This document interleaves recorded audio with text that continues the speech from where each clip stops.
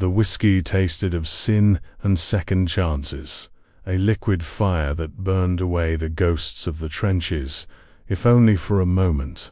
Arthur Vance held the crystal tumbler, its weight a familiar anchor in a world that had felt unsteady since the guns of the Great War fell silent. He did not swirl the amber liquid or inhale its peaty aroma as a connoisseur would. He simply held it, letting the ice crackle like distant rifle fire, a sound that no longer made him flinch. He was beyond flinching. Across the expanse of a mahogany desk, polished to a mirror shine, Walter Sterling smiled. It was a predator's smile, all teeth and no warmth, a perfect match for the cold ambition that glittered in his eyes. The office was a testament to his power, a perch high above the clamoring streets of the city, where the distant horns of Ford Model Ts and the faint wail of a jazz trumpet were muted by thick plate glass. The air was heavy with the scent of Cuban cigars and expensive leather. $50,000, Mr. Vance, Sterling repeated, his voice smooth as the velvet lining of a coffin. He slid a thick manila envelope across the desk. It stopped inches from Arthur's hand, a silent, tempting serpent, a sum that could buy a man a new life, a quiet life, far from memories. Sterling knew exactly which buttons to press. He had investigated Arthur Vance with the meticulousness of a general planning a campaign. He knew of the mud-caked nightmares, the medals for valor that felt like medals for survival, and the gnawing emptiness that had followed him home. He knew Arthur was a weapon left to rust, and he intended to give it one last, lucrative polish. Arthur's gaze remained fixed on the envelope. $50,000. It was more than a number. It was an escape hatch. It was a boat ticket to a place with no name, a small plot of land where the only thing he had to kill was time. It was the prize of silence, his own. "Who is she?" Arthur's voice was gravel, rough from disuse and cheap cigarettes. Sterling leaned back in his leather throne, steepling his fingers. A formality, an obstacle rather, the last piece on the chessboard that stands between me and what is rightfully mine. Her name is Evelyn Ashford. He slid a photograph alongside the envelope. It was a professional portrait, black and white, of a young woman. Her hair was bobbed in the fashionable style of the day, framing a face that was not merely beautiful, but intelligent. Her eyes, even in monochrome, held a bright, defiant spark. She wore pearls and a gentle smile, a portrait of innocence and old money. The daughter of the late magnate of Ashford Steel, Sterling's primary rival. With her gone, the company would fall into disarray, ripe for a hostile takeover. Arthur studied the face. He had seen countless faces in his time, terrified, brave, dead. This one was different. It was the face of someone who had never known true hardship, who believed the world was a place of garden parties and decorum, a lamb waiting for the slaughter. "What is the pretense?" he asked, his tone flat, betraying none of the cold knot tightening in his gut. This was when Sterling's smile widened, the cruelty becoming overt. "Ah, the genius of the plan. You see, there have been whispers, threats against her. Nothing of substance, of course. Mere paranoia from the family's trustees. They have decided Miss Ashford requires protection." He paused for dramatic effect. "I have taken the liberty of recommending the very best man for the job. A decorated war hero, a man of quiet strength and unparalleled skill in security. They are expecting you tomorrow morning. You will be her bodyguard, Mr. Vance." The irony was so thick Arthur could taste it, a bitter counterpoint of the whiskey. The wolf hired to guard the hen house, the devil applying for the role of guardian angel. It was a sick, elegant piece of strategy, and he had to admit it was flawless. No one would ever suspect the man tasked with keeping her alive was the one counting the seconds until he could end her. "You will get close to her," Sterling continued, his voice dropping to a conspiratorial whisper. "You will learn her routines, the estate's weaknesses. You will become her shadow, the one person she trusts implicitly. And when the time is right, you will arrange for a tragic, unavoidable accident. A fall from a horse, a boating mishap, a simple slip on a marble staircase. You are a resourceful man. I will leave the poetry of the method to you." Arthur said nothing. He slid the photograph back, his fingertips brushing against Evelyn Ashford's paper smile. He thought of the men he had killed in the war. He had done so for his country, for the man next to him in the trench. It was a duty, brutal and necessary. This was different. This was commerce. The trading of a life for a ledger entry. The soul sickness he had been trying to drink away for years surged in his throat. But then he saw the $50,000 again. He saw the quiet coastline, the anonymous existence, the end of the nightmares. He picked up the envelope. The weight of it was real, tangible, more real than the ghost in the photograph. "The address is in the envelope, along with the first half of your payment," Sterling said, his victory absolute. "Do not fail me, Mr. Vance. I am not a forgiving man." "You'll have your accident," Arthur said, standing. He downed the rest of the whiskey in one swallow, the burn a welcome distraction.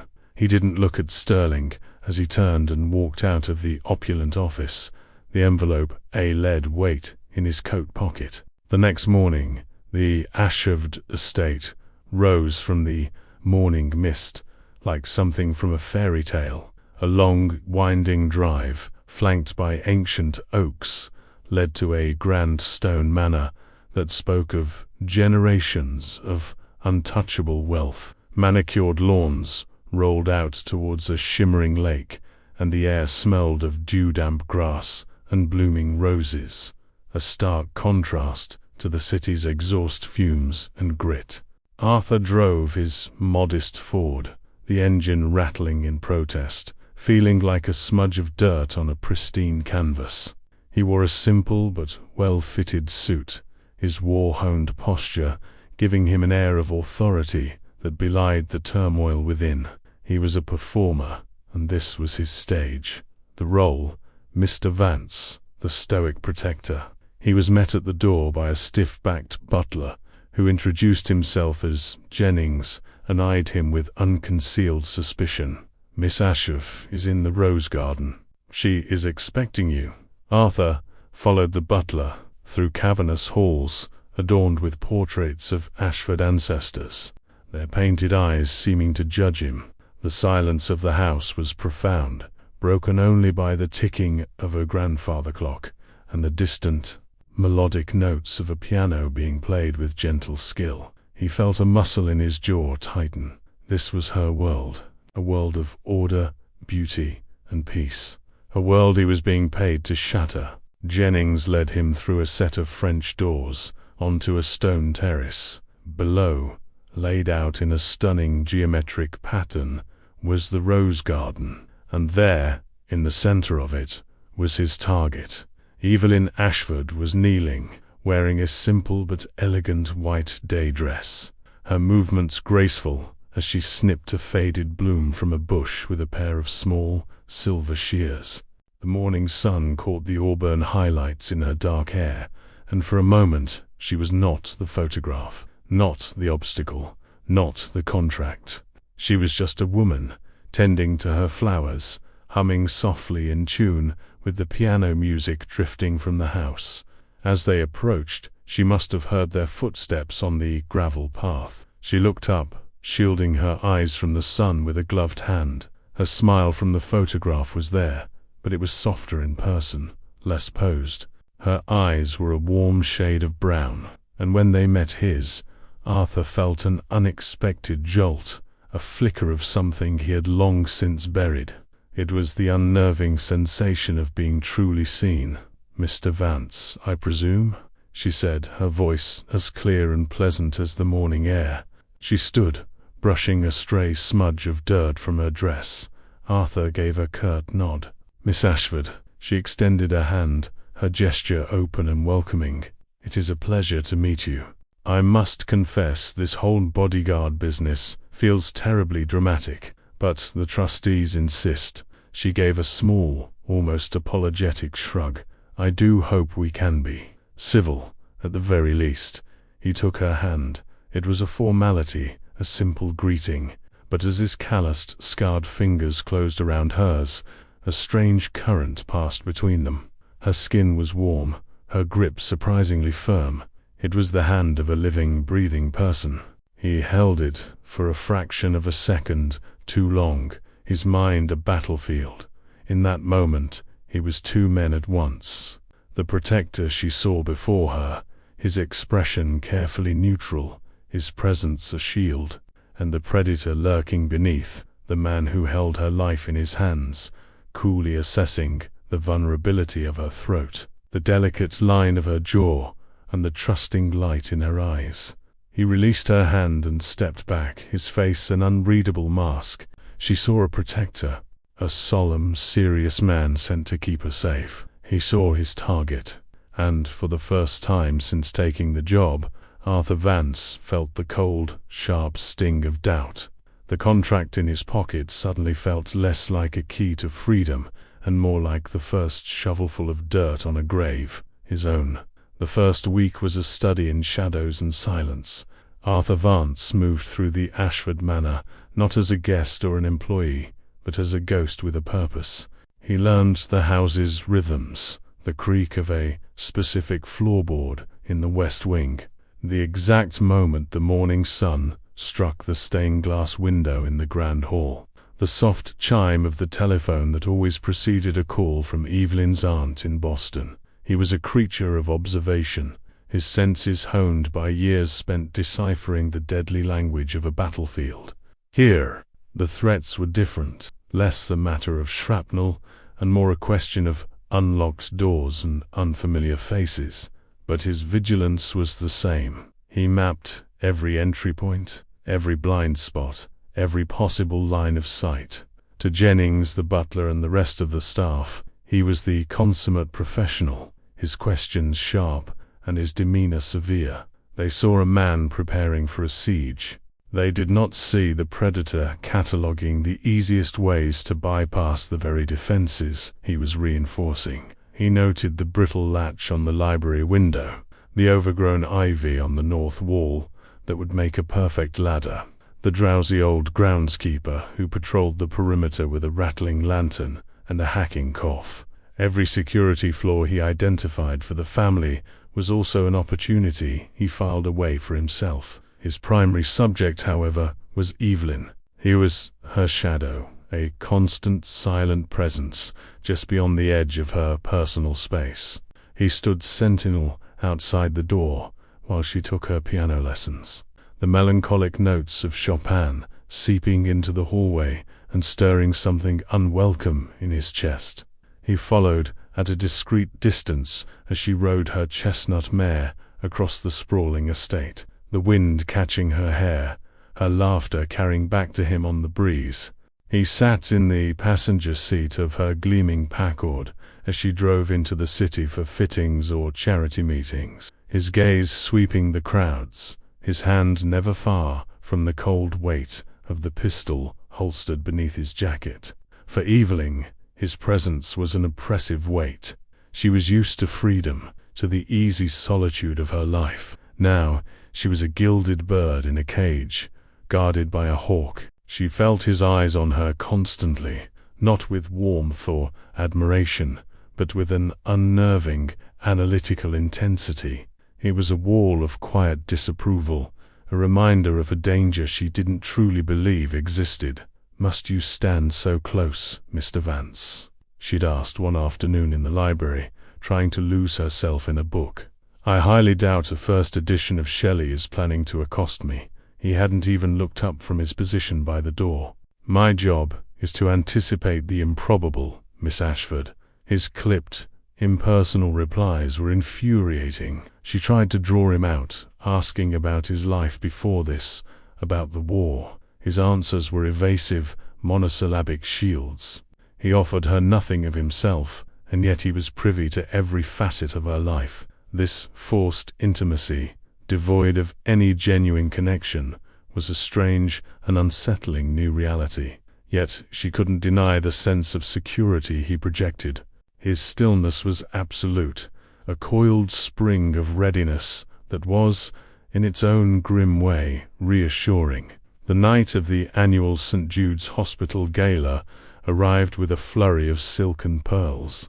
It was the social event of the season, held in the city's grandest hotel ballroom. For Evelyn it was an obligation. For Walter Sterling it was an opportunity. And for Arthur it was a tactical nightmare. A crowd of hundreds, champagne flowing like water, and his charge dressed in a shimmering, beaded gown that would make her a beacon in the throng. A telegram had arrived for him that morning, delivered by a messenger boy. It contained a single chilling word. Tonight it was not a question, but a prod, a reminder of the contract. Sterling was getting impatient. Arthur had crumpled the paper, the muscles in his jaw aching. He needed more time. He needed to solidify his position, to make himself indispensable. Tonight he would manufacture a threat to prove his worth. The ballroom was a dazzling cacophony. A jazz orchestra played from a raised dais, the brassy notes of a foxtrot competing with the clinking of glasses and the roar of 100 conversations. Men in sharp tuxedos and women in daring flapper dresses swirled across the polished dance floor, a kaleidoscope of movement and light. Evelyn, on the arm of a vapid young heir named Clarence, was a vision of elegance. Her dress, a column of midnight blue silk embroidered with silver thread, caught the light with every move. Arthur remained on the periphery, his eyes scanning, missing nothing. He noted the waiters weaving through the crowd with trays of champagne, the exits, the placements of the hotel security. He looked like a statue carved from granite amidst the giddy celebration. Evelyn would occasionally glance his way, a flicker of irritation in her eyes. He was her warden, and this was her prison. The moment came an hour into the evening. Evelyn was standing with a small group near the edge of the dance floor, laughing at something Clarence had said. Arthur saw a young waiter, nervous and clumsy, approaching with a full tray of champagne flutes. It was perfect. As the waiter passed behind Evelyn's group, Arthur took a single, deliberate step back from his post, appearing to be repositioning himself, his heels subtly connected with the waiter's own. The effect was instantaneous and chaotic. The waiter yelped, stumbling forward, his tray tilting precariously. Time seemed to slow for Arthur. He saw the trajectory of the falling glasses, the imminent collision with Evelyn, the gasp forming on her lips as she turned. In 2 swift strides, he was there. He moved not like a man, but like a force of nature. His arm wrapped around Evelyn's waist, pulling her back against him with a firm, decisive motion. At the same time, his other hand shot out, not to stop the tray, but to guide it, pushing it slightly so that the cascade of glass and champagne crashed onto the floor, precisely where she had been standing a second before. It was over in a heartbeat. Shards of crystal littered the floor. A woman screamed. The music faltered, and Evelyn Ashford was pressed against the hard, unyielding form of her bodyguard, his arm a band of steel around her, the scent of wool and something uniquely masculine, something like cold night air and faint tobacco filling her senses. She could feel the steady, powerful beat of his heart against her back. "Are you all right, Miss Ashford?" His voice was a low rumble by her ear, calm and controlled amidst the sudden panic. She was breathless, more from the shock of his touch than the near accident. She pushed away slightly, her own heart hammering against her ribs. "Yes, I think so. Thank you, Mr. Vance." Clarence and her other friends fussed over her, but her attention was fixed on Arthur. He was already directing hotel staff to clean the mess, his authority unquestioned. He had saved her from a minor embarrassment and a few cuts, but he had done it with a speed and grace that was breathtaking. For the first time she saw not just a guard, but a protector. Later, as the orchestra started up again, a slow, melodic waltz this time, a portly old gentleman, a friend of her father's, approached them. "That was a close call, my dear. Your man there has lightning reflexes. Perhaps as a reward, you should grant the stoic fellow a dance," he boomed, winking. Evelyn felt a blush creep up her neck. The idea was absurd.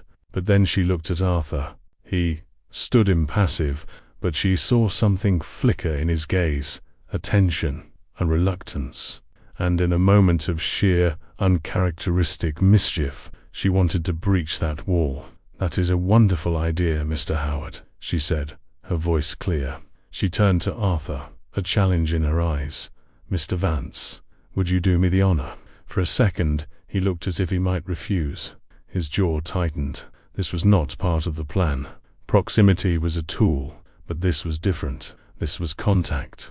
But to refuse would be a spectacle, a breach of decorum that would draw more attention than accepting. With a stiff, almost imperceptible nod, he offered her his hand. Placing her hand in his was another shock. His palm was rough with calluses, his grip firm and sure as he led her onto the floor. He placed a hand on the small of her back, and she rested her other on his shoulder. The distance between them vanished. She was acutely aware of his height, of the sheer physical power he held in reserve, and then they were moving. He did not dance with the practiced, fluid ease of the other men in the room. He danced like he did everything else, with a stark, minimalist precision. It was controlled, correct, and utterly devoid of joy. Yet it was perfect. He guided her through the steps as if they were executing a military drill, but Arthur was not in control. His mind was a maelstrom. The mission, the money, the planet, all receded, replaced by the overwhelming reality of Evelyn in his arms. He could feel the warmth of her back through the thin silk of her dress. He could smell her perfume, a delicate scent of gardenias that clung to his senses. He looked down and saw the pulse beating gently at the base of her throat, a fragile, living rhythm. This was not an obstacle. This was not a target. This was a woman, warm and alive, moving in perfect time with him. He remembered the photograph on Sterling's desk, a flat, two-dimensional image. It had none of this. It didn't capture the way a strand of her dark hair fell loose from its pin, or the surprisingly determined set of her chin. His grip on her hand tightened, involuntarily.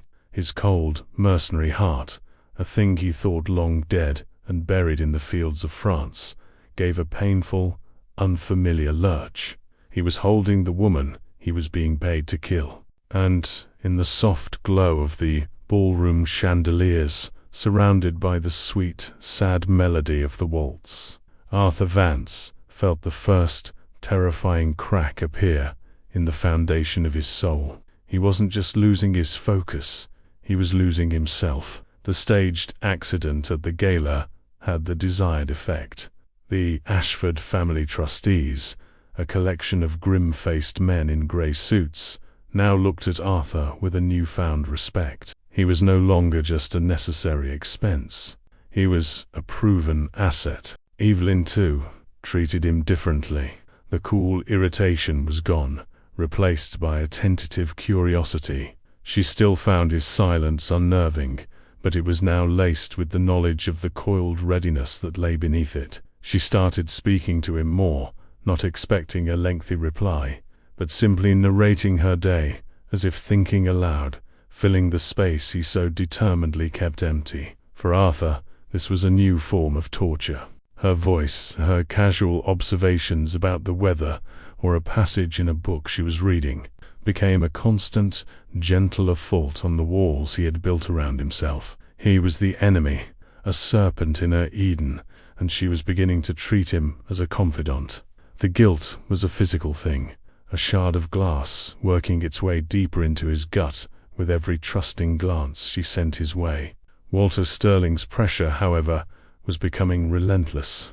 Telegrams arrived at the small, discreet post office box Arthur had set up in the city. They were no longer single words.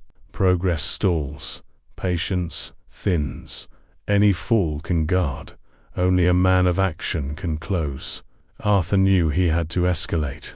He needed to create a threat so real, so palpable, that it would justify his continued, intimate presence and buy him more time. Time to think. Time to figure out the war raging within him. He hired 2 low-level thugs from the city's underbelly, men he knew from a past he'd tried to bury. He paid them from his own pocket, giving them simple, precise instructions. Follow the Packard, make it look good, but do not, under any circumstances, actually harm her. The opportunity came on a Tuesday evening. Rain fell in relentless slanting sheets, turning the city streets into slick black mirrors that reflected the neon signs of theaters and storefronts. Evelyn had been attending a charity board meeting at a downtown hotel. Arthur sat in the driver's seat of the Packard, the rhythmic thump of the windshield wipers, a metronome counting down to the act of betrayal he was about to orchestrate. When Evelyn emerged from the hotel, bundled in a raincoat, he saw the thug's battered Ford Model T pull away from the curb, half a block down. The tale had begun. "Everything went well, Miss Ashford?" he asked, his voice even as he pulled into traffic. "Endless debates about fundraising budgets," she sighed, settling into the plush passenger seat. "It's amazing how long people can argue about the price of tablecloths. I'm exhausted. I can't wait to get home." Arthur's hands tightened on the steering wheel. "We may be delayed." He watched the Ford's headlights in the rearview mirror. They were keeping a steady distance, just as he'd instructed. On a deserted stretch of road that skirted the industrial district, he made his move. He slowed the Packard slightly, allowing the Ford to close the distance. Then he abruptly swerved down a narrow cobblestone side street, the tires hissing on the wet stone. "Mr. Vance, what are you doing? This isn't the way." Evelyn's voice was laced with confusion. "We're being followed," he said, his tone clipped and urgent. The lie tasted like ash. Her eyes widened, and she twisted in her seat to look through the rear window. The Ford followed them into the alley, its single working headlight cutting a menacing swath through the rain and darkness. Fear, genuine and sharp, flashed across her face. Seeing it, knowing he was its author, was like a physical blow. The chase was on. It was a chaotic ballet of machinery and rain. Arthur pushed the powerful Packard through a labyrinth of back alleys and slick empty streets. He was a masterful driver, his movements economical and precise, but he made sure to keep it close. He needed her to feel the danger. The pursuing car stayed on their tail, a persistent, shadowy beast. Once, it bumped their rear bumper, sending a jolt through the car and drawing a sharp gasp from Evelyn. Finally, after several heart-pounding minutes, he executed a final, sharp turn that brought them out onto a bustling, well-lit street. The Ford, caught off guard, hesitated and was lost in the flow of traffic. Arthur didn't slow down. He drove another few blocks before pulling to a stop in a no-parking zone in front of a modest brownstone. The engine ticked in the sudden silence. The only sound, the drumming of the rain on the roof. Evelyn was pale, her hands clenched in her lap. "Are they gone?" "For now," Arthur said, his gaze scanning the street. "We'll wait here. They won't try anything in a public place. We're safe." She let out a long, shaky breath. "Thank you, Arthur." She had never used his first name before. It sounded alien and intimate in the confines of the car. He didn't know how to respond, so he said nothing. From the brownstone next to them, a muffled, seductive sound drifted out, the slow, mournful cry of a saxophone. A blue light glowed faintly from a basement window. It was a speakeasy, a clandestine jazz club he knew of. "I need a drink," Evelyn said suddenly, her voice trembling but firm. "And I don't mean tea. I imagine a man like you knows places like that." She nodded toward the blue light. It was a breach of all protocol. Taking his charge into an illegal underground establishment was reckless, but looking at her pale face, the lingering terror in her eyes that he had put there, he found he couldn't refuse. It felt like a small, inadequate penance. The club was everything forbidden and alluring about the decade. A thick haze of cigarette smoke hung in the air, catching the low-colored lights. The room was crowded and alive, a secret world hidden from the puritanical laws of the world above. On a small stage at the far end of the room, a quartet of black musicians played the blues. The music was raw and soulful, a river of melancholy that flowed through the room and washed over everyone in it. Arthur found them a secluded booth in a dark corner. A waitress took their order without a word, 2 glasses of bootleg gin. When it arrived, Evelyn took a large swallow, coughing slightly at its raw power. "So this is what it's like," she murmured, looking round at the flappers with their feathered headbands and the slick-haired men with their flasks. "Another world. It's just a room, Miss Ashford. Please," she said, looking at him over the rim of her glass. Her eyes were dark and serious in the dim light. "After tonight, I think you can call me Evelyn." He simply nodded, taking a sip of his own gin. The alcohol did nothing to numb the knot in his stomach. They sat in silence for a long time, letting the music wash over them. The saxophonist played a long, heartbreaking solo, each note a story of loss and longing. It spoke a language Arthur understood better than words. "I'm scared," Evelyn confessed, her voice barely a whisper. "I've tried to pretend these threats weren't real, just lawyers being overly cautious. But tonight, that felt real." Arthur's gaze was fixed on the stage, but he saw nothing but her pale, frightened face in the car. "I won't let anything happen to you." The words came out before he could stop them, a vow that contradicted his very purpose. "Why are you like this?" she asked, her question so direct it caught him off guard. So quiet, so contained.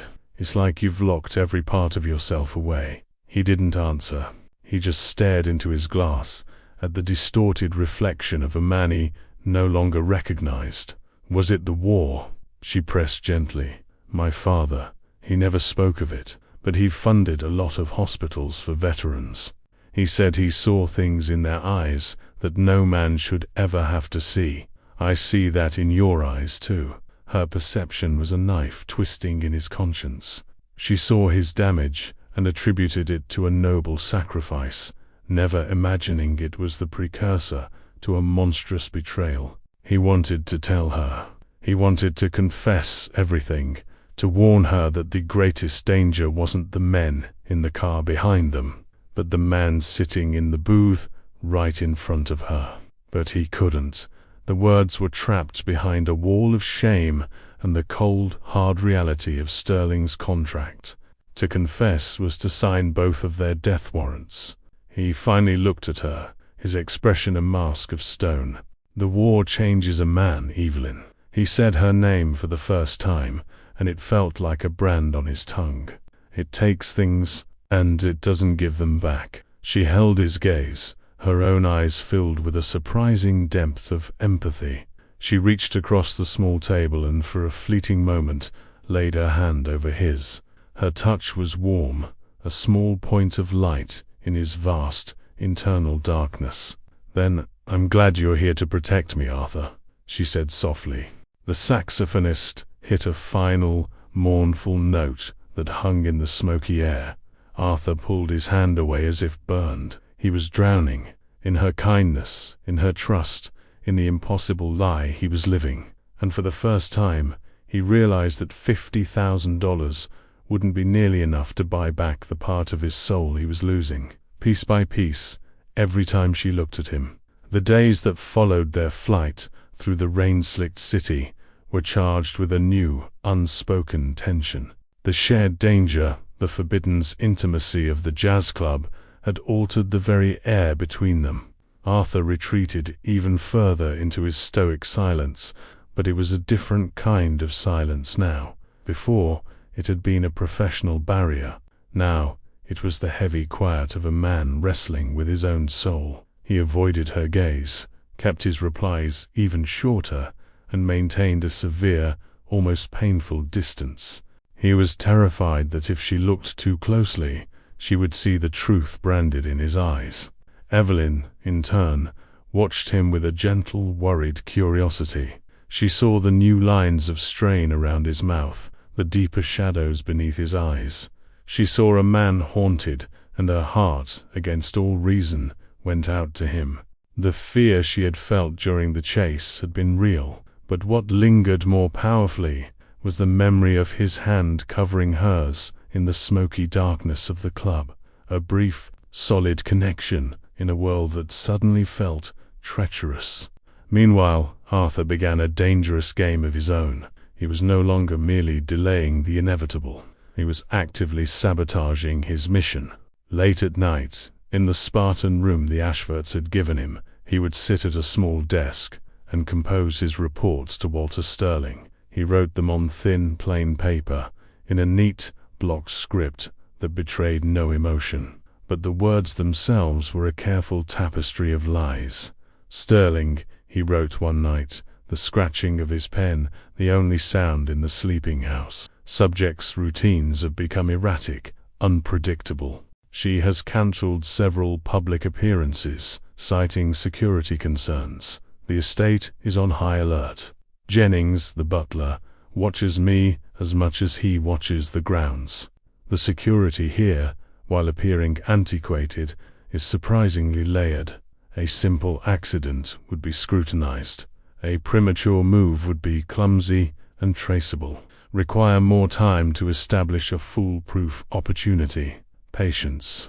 He sealed the letter, the taste of deceit bitter on his tongue. Every word was a fabrication. Evelyn's schedule was as predictable as a clock.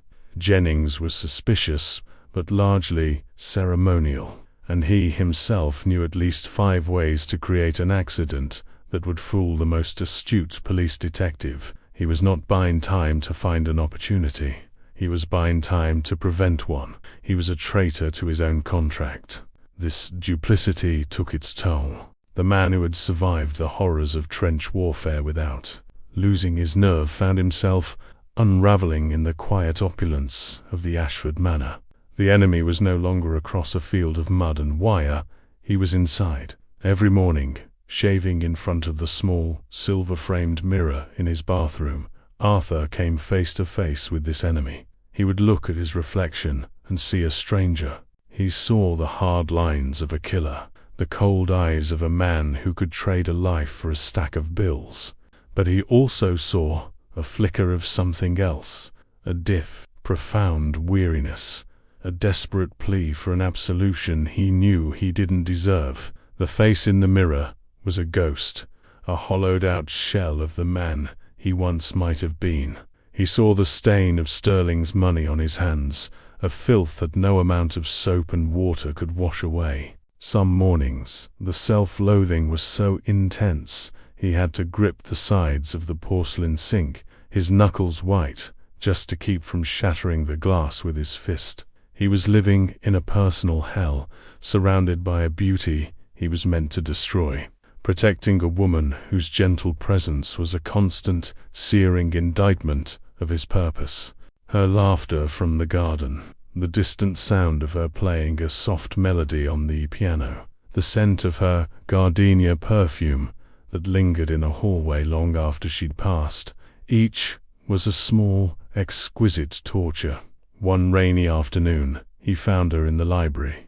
A fire crackled in the massive stone hearth, casting a warm, dancing glow on the thousands of leather-bound books that lined the walls. She was not reading, but simply staring into the flames, a book lying open but forgotten in her lap. She looked up as he entered to take his customary post by the door. "You don't have to stand guard over me in my own library, Arthur," she said softly, her voice matching the quiet mood of the room. "Please, come, sit by the fire for a moment. You look tired." His first instinct was to refuse, to retreat to the safety of his silent duty. But there was a command in her gentleness that he found impossible to disobey. He moved stiffly, hesitantly, and took a seat in the large leather armchair opposite hers. It was the first time he had ever sat with her, relaxed with her, in a setting that wasn't a car or a public venue. The space between them felt both vast and dangerously small. "My father built this library," she said, her gaze drifting back to the fire. "He wasn't a well-read man, not at first. He came from nothing. He built his steel empire with his bare hands and a will of iron. But he believed that books held the collective memory of the world. He wanted me to have access to all of it." Arthur remained silent, watching the play of firelight on her face. "He gave me this book when I was a girl," she continued, patting the volume in her lap. "It was a worn copy of Treasure Island. He told me, 'Evelyn, every person is like a locked book. You can judge them by their cover, hard or soft, plain or gilded, but you'll never know their story unless you have the courage to open them up.'" She finally turned her eyes to him, and her gaze was clear and penetrating. "I've tried to open your book, Arthur, but the pages seem to be sealed shut." His throat felt tight. He had no story to give her that wasn't a lie. "You carry so much pain," she went on, her voice barely a whisper.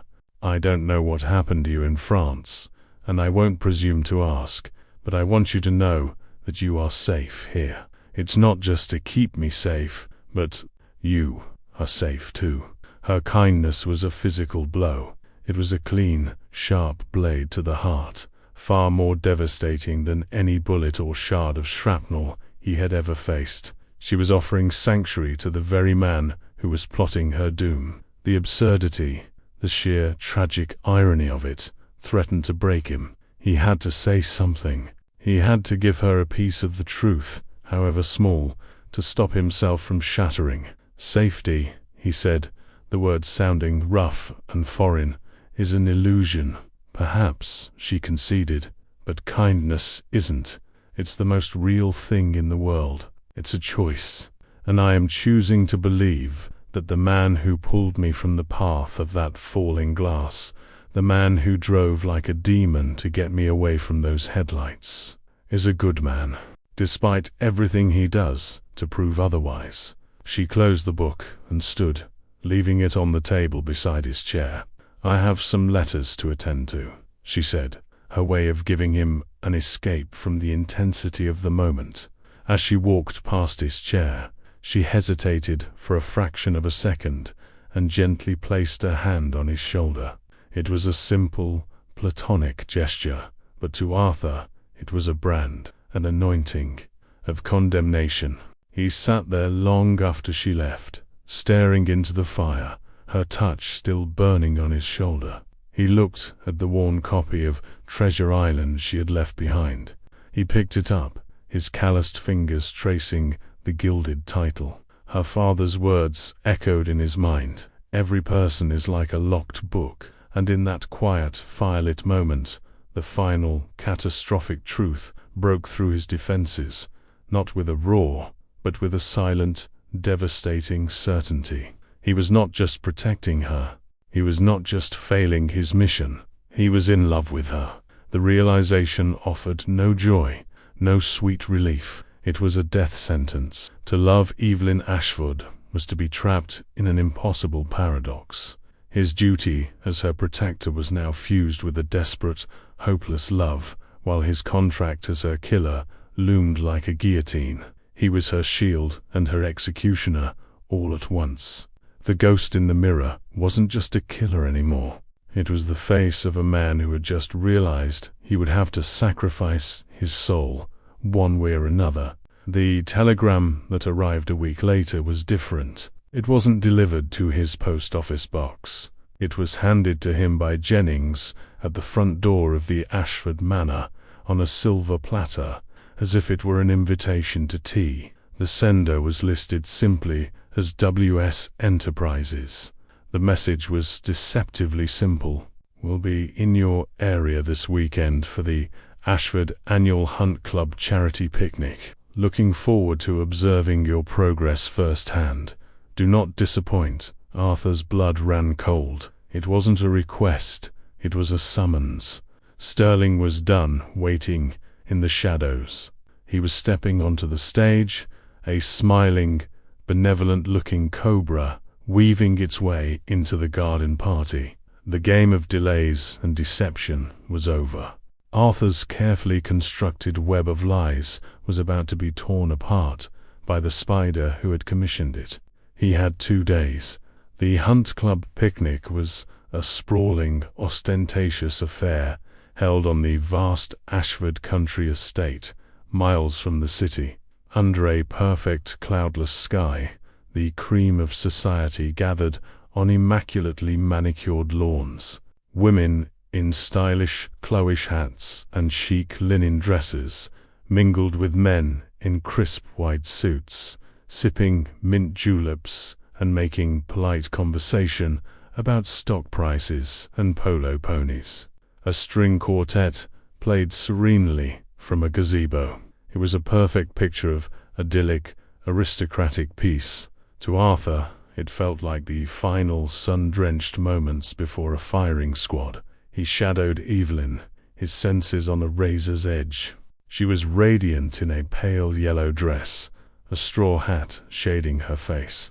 Moving through the crowd with an easy, familiar grace, she would occasionally look back at him, her silent warden, and offer a small, conspiratorial smile, as if they were allies in their boredom with the superficial pageantry. Each smile was a fresh turn of the knife in his gut. He saw Sterling before Sterling saw him. He was standing near the long, linen-draped tables, laden with food, deep in conversation with a portly senator. He looked, every inch, the respectable captain of industry, impeccably dressed, a charming smile on his face, a champagne flute in his hand. No one could guess the blackness that festered beneath that polished veneer. When Sterling's eyes finally found Arthur's across the lawn, he gave a subtle, almost imperceptible nod, a chilling acknowledgement of their shared secret purpose. The message was clear. The clock is ticking. Arthur knew what he had to do. His plan was desperate, a wild, last-ditch gamble born of love and terror. He had to get Evelyn away, to convince her to run, to disappear with him, before Sterling could set his final plan in motion. He wouldn't tell her the whole truth. He couldn't bear for her to see the full depth of his monstrosity, but he would tell her enough. He would tell her that Sterling was the true threat, that her life was in imminent danger, and that he was the only one who could get her out alive. As dusk began to settle, painting the sky in strokes of orange and purple, Arthur approached her. "Miss Ashford," he said, his voice low and urgent, interrupting her conversation with an elderly duchess.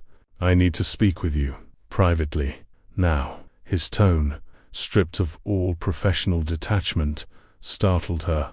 She saw the raw urgency in his eyes, a controlled panic that she had never seen before. She excused herself immediately and followed him, away from the dwindling party, towards a path that led through a grove of silver birch trees to a bluff overlooking the lake. The air grew cooler as they walked, the sound of the party fading behind them, replaced by the gentle lapping of water against the shore and the chirping of crickets. The moon was rising, a perfect white disk in the darkening sky, its light filtering through the trees. "Arthur, what is it?" "You're frightening me," she said, her voice trembling slightly as they stopped at the edge of the bluff. He turned to face her. The moonlight softened the hard lines of his face, but it couldn't hide the torment in his eyes. He had rehearsed the words, the half-truths, the careful, persuasive lies. But now, looking at her trusting, worried face, the script dissolved.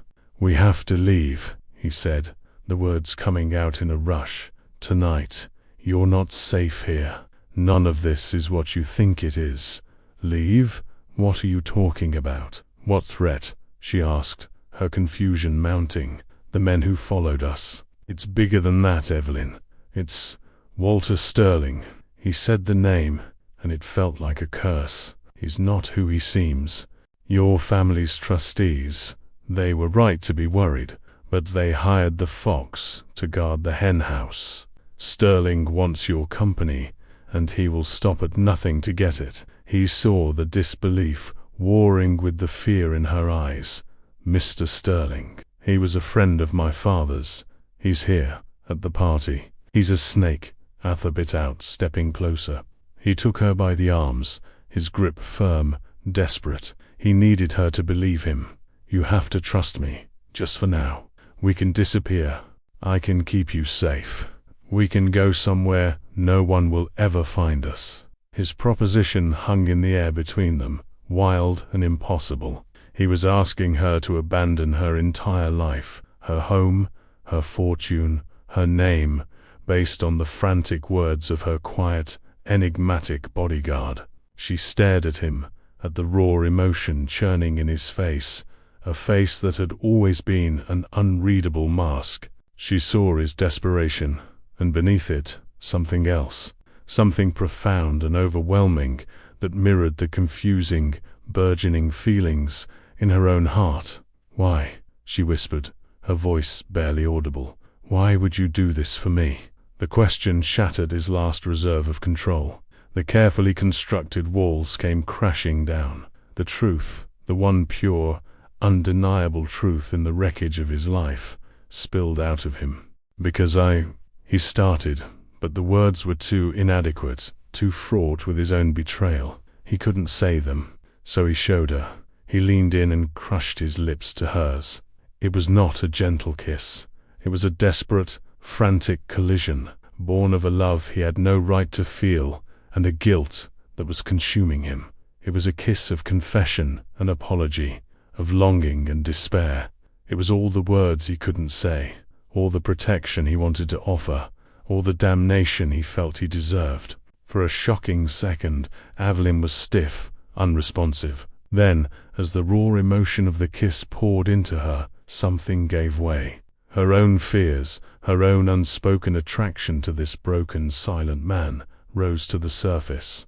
Her hands came up to grip his jacket, and she kissed him back, meeting his desperation with a tentative, searching passion of her own. For that one perfect, impossible moment, there was no contract, no danger, no Sterling. There was only the moonlight, the scent of birch trees, and the overwhelming, catastrophic truth of two souls colliding on the edge of a precipice.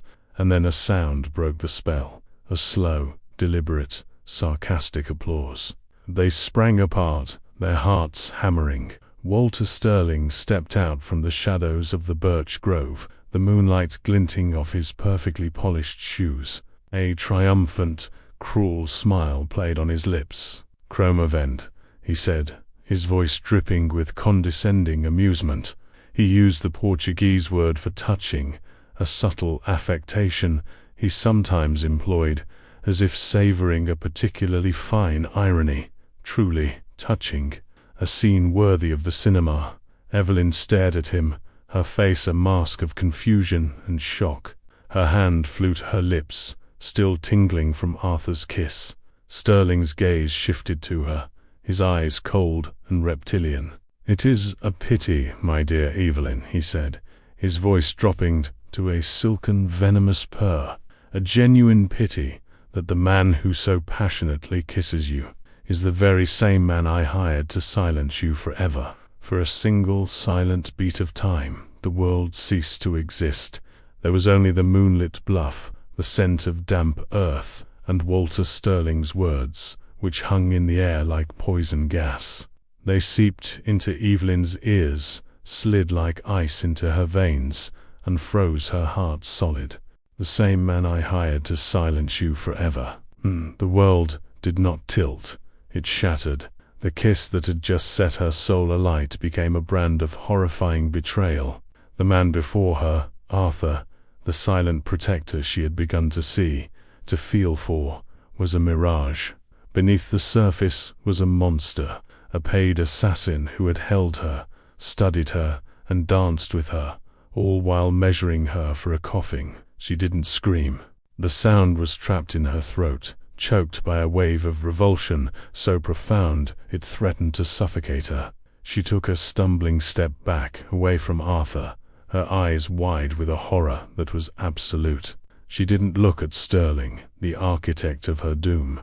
She looked at Arthur, and for the first time, she truly saw him. She saw the killer he had kept hidden behind those haunted eyes. Arthur stood frozen, the warmth of their kiss turning to ash on his lips. He saw the light in her eyes extinguish, replaced by a terror directed solely at him. It was a look of judgment so complete, so devastating, that it felt like a physical blow. He had gambled everything on a desperate hope, and he had lost her in the most catastrophic way imaginable. "Checkmate, Mr. Vance," Sterling purred, taking a step forward.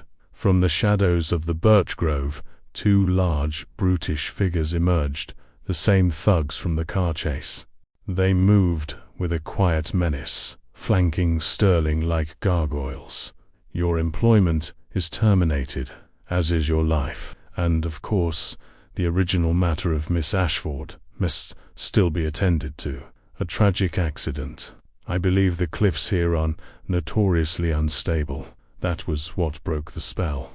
The immediate physical threat to Evelyn snapped Arthur out of his paralysis, but it was too late. With a strangled cry, Evelyn turned and ran, not towards the safety of the dark woods, but back towards the distant, glittering lights of the party, towards a world of order and reason that no longer existed. She ran with the wild, desperate energy of a cornered animal, her yellow dress a fleeting beacon in the twilight. "Get her," Sterling commanded, his voice cold and flat. The two thugs started after her. Arthur didn't hesitate. His mission had become brutally, terrifyingly simple. He moved with a speed that defied his size, not after Evelyn, but intercepting the first thug. There was no finesse, no warning. He drove his shoulder into the man's chest, a battering ram of solid muscle and bone, sending him crashing to the ground. He turned to the second, but the man was faster, already sprinting down the path after Evelyn. "Evelyn, wait, it's a trap," Arthur roared, his voice raw with desperation, but his voice was just another threat to her. She didn't look back. Her flight was instinctual, a blind panic pushing her forward. Arthur raced after them, his heart pounding a frantic rhythm of fear and adrenaline. He was no longer a bodyguard or a hitman. He was a man chasing down his own damnation, trying to outrun the consequences of a choice made in a whiskey-soaked office an eternity ago. He saw the second thug gaining on Evelyn, his large hand reaching for the delicate fabric of her dress. He pushed himself faster, the ghosts of the trenches lending his legs a desperate, burning strength. He closed the distance just as they reached the edge of the manicured lawns. He launched himself forward, tackling the thug around the knees in a brutal, bone-jarring impact. They both went down in a tangle of limbs. Arthur was up in an instant, but the man was tough. He scrambled to his feet, pulling a wicked-looking knife from his coat. By now, guests were turning, their pleasant conversations faltering as they saw this shocking scene of violence erupting on the edge of their perfect party. A woman screamed. Evelyn didn't stop. She ran past the stunned faces, past the string quartet that had fallen silent, towards the long line of parked automobiles. She fumbled with the door of the nearest car, her own Packard, the keys miraculously still in her purse. Her hand shook so violently she could barely fit the key into the ignition. The engine roared to life, just as Arthur dispatched the knife-wielding thug with a swift, brutal series of blows that left the man unconscious on the pristine grass. "Evelyn, don't," he yelled, running towards the car. But she slammed the door, her face a pale, terrified mask behind the glass. She stomped on the accelerator. The powerful car shot forward, tearing up the lawn, sending divots of earth flying as she swerved onto the long gravel driveway and disappeared into the night. Sterling's other man was back on his feet. Sterling himself simply watched, an expression of grim satisfaction on his face. He knew she had nowhere to run. He pulled a pistol from his jacket. "A loose end, Mr. Vance." Arthur didn't wait to hear the shot. He sprinted to his own humble Ford, parked amongst the gleaming luxury cars of the guests. He threw himself inside, the engine sputtering to life as Sterling's first shot shattered the rear window, showering him with glass. He wrenched the wheel, the car lurching forward, and sped down the driveway in pursuit, leaving the chaos of the ruined party behind him. The chase was a mad dash through the dark country roads. Evelyn drove with reckless abandon, fueled by terror and betrayal. Arthur pushed his simple car to its limits, the engine screaming in protest, keeping the Packard's taillights in sight. He wasn't chasing her to catch her. He was her shield, a desperate, trailing guardian angel running interference. Twice another car, Sterling's men, tried to overtake him, to get to her. Twice, Arthur expertly blocked them, forcing them off the road in a screech of tires and a shower of sparks. The pursuit led them away from the country and back towards the city, towards the grim industrial district by the docks.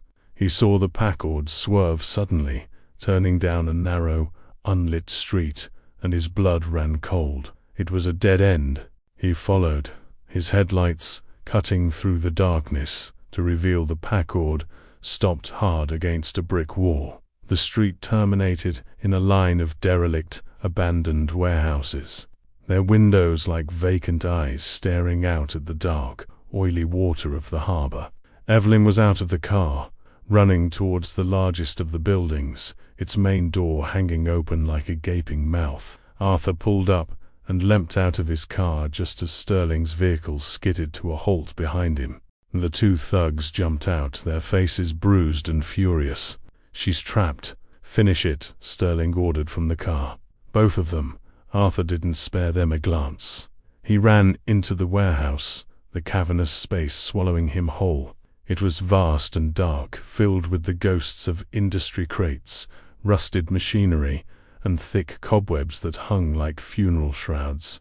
The only light was the pale moonlight slanting through the grime-caked windows high above. The air smelled of decay, salt, and rain, which had begun to drum against the tin roof. He heard a sob from the far end of the building. "Stay away from me." He saw her, a flash of pale yellow huddled behind a stack of rotting crates. And then he saw the two thugs fanning out, their footsteps echoing ominously in the vast space as they stalked her. In that moment, Arthur Vance ceased to be a man torn by conflict. He became the weapon he was trained to be. But this time, he was not fighting for a country or for money. He was fighting for his own redemption. He melted into the shadows, his movements silent, fluid.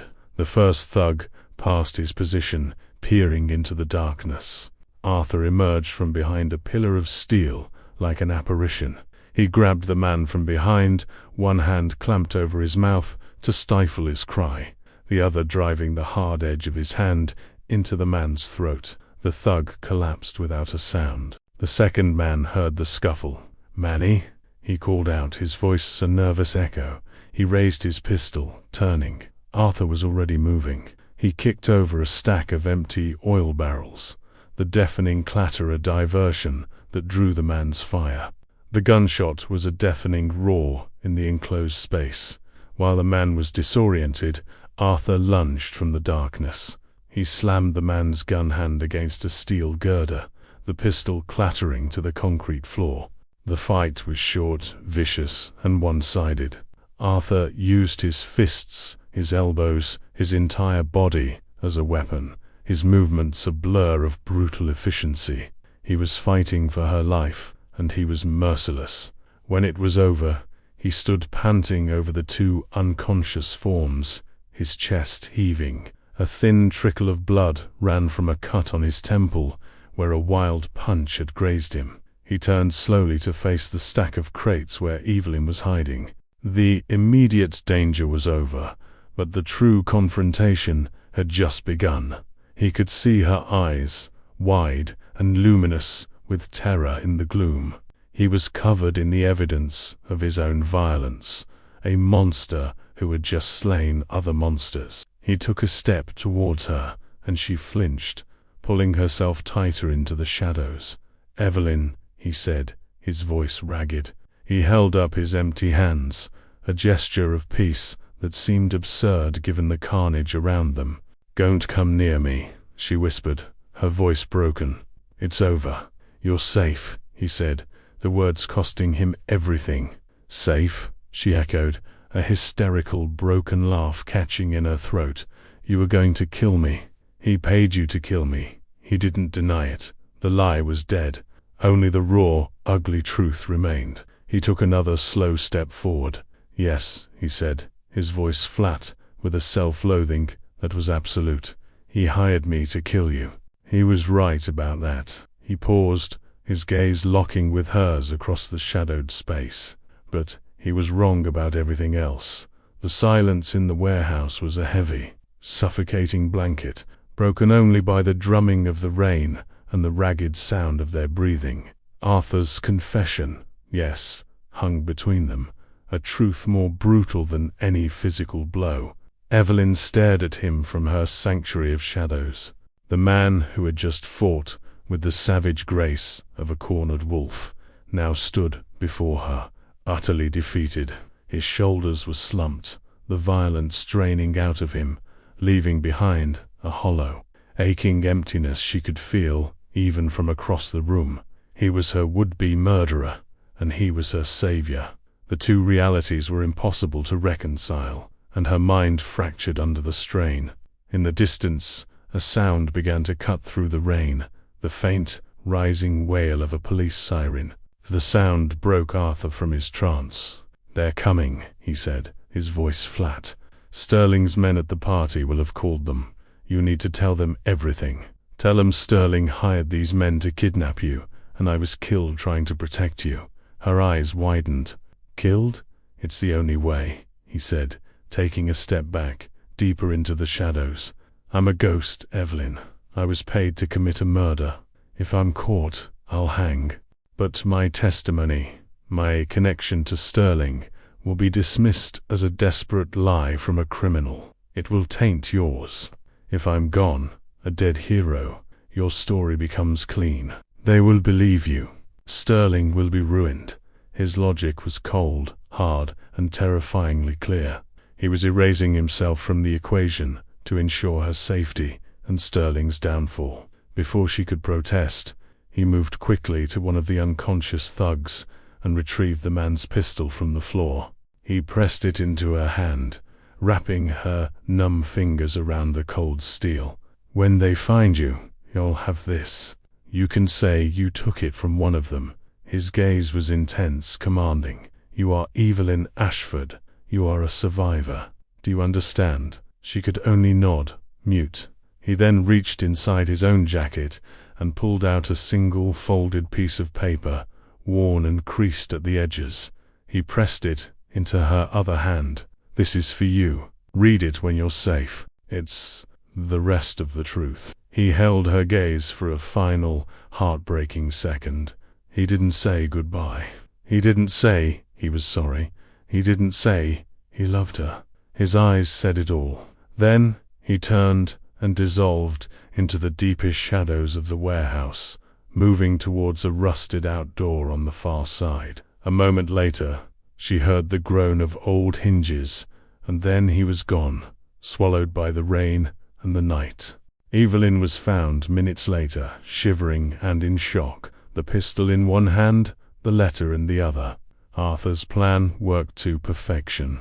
Her testimony, combined with the chaos at the party and the discovery of the thugs, was enough. Walter Sterling, the great industrialist, was arrested before dawn. His empire began to crumble. The story of the brave fallen bodyguard, Mr. Vance, was a footnote in the sensational headlines. 6 months passed. The seasons changed.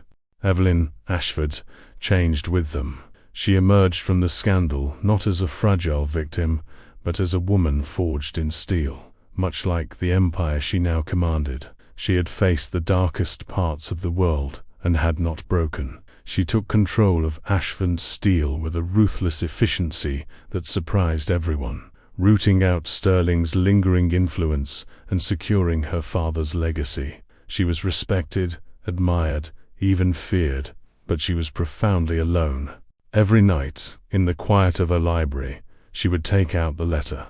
Its paper was now soft as cloth from her constant handling. Arthur's neat block script was burned into her memory. "Evelyn," it began, "by the time you read this, I will be gone and you will be safe. That is all that matters now. I will not ask for your forgiveness. I have no right. But I owe you the truth, not the half-confession of a desperate man on a cliff, but the whole of it. I took the contract because I was a hollow man. The war taught me how to kill, but it burned away any reason for living. Sterling's money wasn't just for a new life. It was to buy my way out of the old one. You were not a person to me then. You were a name on a file, a ghost in a photograph. It was a simple, grim transaction.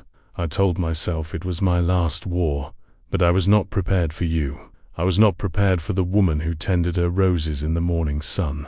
I was not prepared for your questions, your piano music, your infuriating, unrelenting kindness. Every day I spent as your shadow, you were bringing me back into the light. The waltz at the gala, the saxophone in that dark club, the fire in the library. You were showing a ghost what it meant to be alive. I fell in love with you. It was not a gentle process. It was a violent, tearing thing, a war inside myself far worse than any I fought in France. I was your protector and your executioner. The lie was eating me alive. My only regret is the pain I have caused you. The kiss on the bluff was the most honest thing I've ever done, and it was my ultimate betrayal. I know you can never forget that the man who held you was paid to harm you. Do not try. Forget me instead. Live your life, be the brilliant woman you were always meant to be. That will be my only penance, my only redemption. Yours, in a life I didn't deserve, Arthur." She folded the letter. She had followed his instructions. She had lived. She had thrived, but she had not forgotten. His sacrifice had given her a future, but it was a future haunted by his absence. His love had redeemed him, but she had never had the chance to forgive him. One morning she called a man into her office, the best private investigator money could buy. She placed Arthur's letter on her desk. "This man, Arthur Vance, is a ghost," she said, her voice steady and clear. "He doesn't exist. He has no past, no records. He was presumed dead 6 months ago, but I believe he is alive. I want you to find him. Spare no expense." The search was long and difficult. The trail was ice cold, but Evelyn's resources were vast, and her will was absolute. After 3 months of dead ends, a breakthrough came, a whisper of a man matching Arthur's description, a quiet, grim veteran with haunted eyes, working as a repairman in a small, forgotten fishing town on the coast of Maine. Evelyn went alone. She drove her Packard up the rugged coastline, leaving her world of boardrooms and balance sheets behind. The town was a scattering of weathered, salt-bleached houses, huddled against the grey Atlantic. The air smelled of brine and pine. She found him on a rickety pier, mending a fishing net. He was thinner, his face weathered by the sun and sea, but it was him. He worked with a quiet focus, his hands, which she knew could be so lethal, now moving with a patient, methodical skill. He was living under the name Alan Vey, a simple, anonymous life. He felt her presence before he saw her. He slowly looked up, his hands stilling on the net. When he saw her standing there, a vision of elegance in her city coat against the rustic backdrop of his new life. His face was a canvas of shock, fear, and a deep, soul-wrenching sorrow. He thought he was a ghost from her past. He never imagined she would be a visitor to his. Evelyn walked slowly towards him, the wooden planks of the pier creaking under her feet. She stopped a few feet away. They stood in silence, the only sound, the cry of the gulls and the sigh of the ocean. "I read your letter," she said finally, her voice clear and steady against the wind. He gave a single pained nod. He could not meet her eyes. "You shouldn't have come here, Evelyn. You didn't give me a choice," she replied. "You gave me my life, but you took my future. Or at least, the one I was beginning to imagine." He finally looked up, and she saw the same tormented man from the library, the same desperate protector from the warehouse. "That future was built on a lie," he whispered, his voice hoarse. "No," she said, taking the final step that closed the distance between them. "It was built on a man who chose to be better than his worst mistake." She looked out at the vast, grey ocean, a horizon with no end. "I didn't come here for an apology, Arthur, and I didn't come here for answers. I came to write the next chapter." He stared at her, the hope he had so brutally extinguished within himself flickering to life like a faint, distant star. Her presence was not an accusation, it was a beginning. The past was a scar they would both carry forever, but the future was an endless ocean, uncertain and deep, waiting for them to set sail, together.